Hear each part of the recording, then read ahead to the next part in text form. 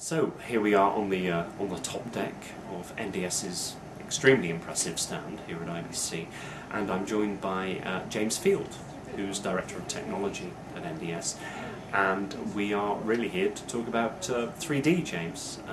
So you've been doing a certain amount of research on the implications and ramifications of 3D television.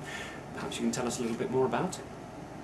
Sure. In the labs here at NDS, we've been exploring 3D from a number of different angles. And when I say 3D, it can be confusing. We're also talking really stereoscopic, so the illusion of a 3D image on a screen, which today requires the user to be wearing glasses. I think that's going to be the way we're going moving forward. It'll be either shutter-based glasses or polarized glasses to give the best effect. So at the show here, we've been showing a number of the impacts of 3D. As you probably know, NDS is one of the world's largest guide providers, in fact. So the impact of guide and what you can do with a guide on a 3D image, on a 3D film, is going to be important. Certainly at the beginning, when there's going to be less 3D content around, you're going to want to have that wow factor. I'd certainly, when I invest in a 3D set, I want to get my mates around and say, hey, look at my display, look at this guide, doesn't it look fantastic? Now, that's a good aim. However, there are some issues that relate to 3D space. In 2D space, on a TV, for many years we've had the notion of the safe area, where you only put the graphics in a certain space. I guess that was when we had CRTs and some of it would bleed over the edges and you wouldn't see them. Now, with 3D, we have the notion of a safe volume, so we can actually move things into the foreground or the background.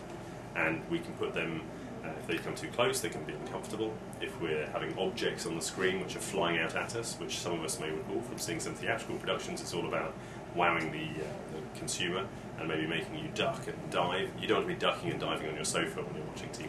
However, you want to feel the richness and the advantage of 3D, and so that's what we're able to show here at the IBC. We have some examples where we're showing how our heads are never completely still, for instance. So the EPG itself will wriggle in a sort of Brownian motion. It's not perceptible, but our heads are never still when we're watching real scenes. And the stereographic effect, when we see it on a static display, is an illusion. So it's important we maintain the illusion, but put the least possible strain on our brains. So there's a psychovisual element to this as well, which is not particularly well researched. So until we try new things, we won't know if they're going to be effective. But it's important that we can use that.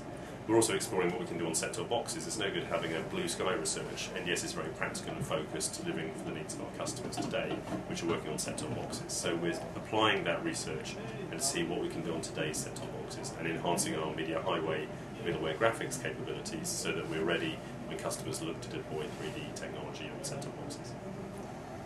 Well, good luck with that. Thank you very much indeed, James.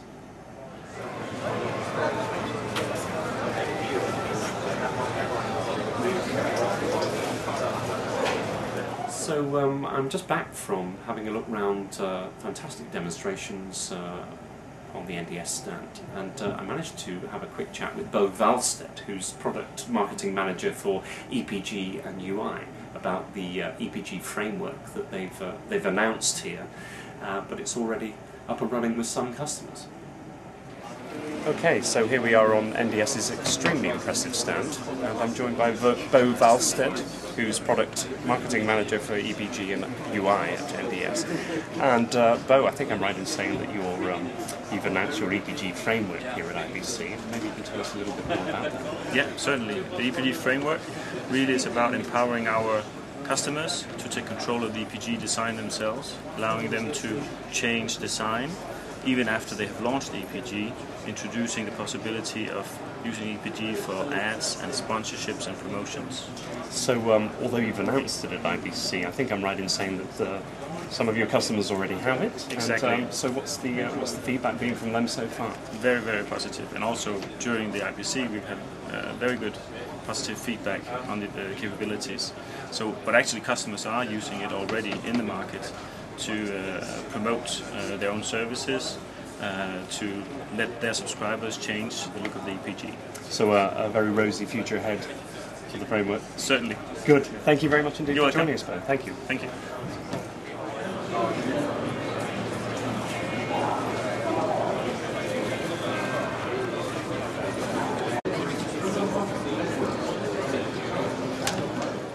I'm now joined by Olivier Lacour, who's Design Director at NDS, who has been demonstrating the Snowflake product.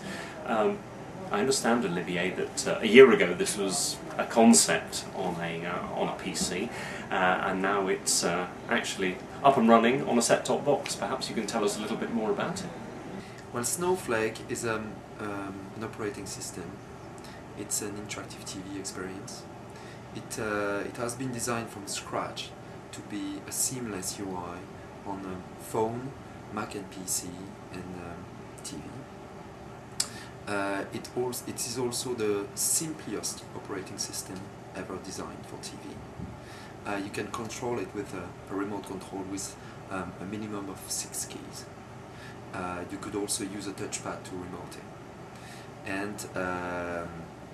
And this is it.